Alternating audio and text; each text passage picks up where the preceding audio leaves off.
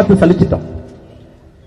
இன்னைக்கு மக்கள் பாரதிய ஜனதா கட்சி என்ன கேட்கிறாங்கன்னா, ஐயா 60 வருஷமா மாத்தி மாத்தி ஓட்டு போட்டோம். எல்லா கட்சிகளும் சாராயத்தை வைத்து தன்னை வளர்த்துக் கொண்டிருக்கின்றார். அந்த கட்சியை சார்ந்தவங்களே சாராய ஆலை நடத்துறாங்க. அந்த கட்சிக்குள் இருக்கிறவங்களே இன்னைக்கு போதைப் பொருட்களை விற்பனை செய்யறாங்க.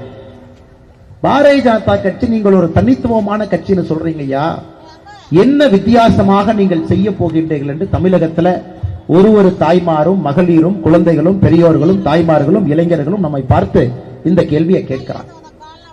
ஆர்ப்பாட்டம் என்பது ஒரு ஜனநாயகத்துல அரசை கண்டித்து ஒரு சாமானிய மனிதன் பேச முடியாதுங்க ஐயா. சாமானிய மனிதன் பேசினா வீட்டுக்கு போற கரண்ட் சுவிட்ச் ஆஃப் பண்ணி விட்டுருவாங்க, வீட்டுக்கு போற தண்ணி பைப்பை கட் பண்ணி விட்டுருவாங்க. அதனால்தான் அரசியல் கட்சிகள் ஒரு கண்டன ஆர்ப்பாட்டம் தேவைப்படுகிறது. தைரியமாக வந்து அரசியல் கட்சிகள் பேசுறாங்க. சகோதரர் வினாய் செல்வம் அவர்கள், சகோதரர் கருணாகராஜன் அவர்கள், மேடையில் இருக்கக்கூடிய தலைவர்கள் அதை ஏற்பாடு பண்ணியிருக்கிறார். மாவட்ட தலைவர்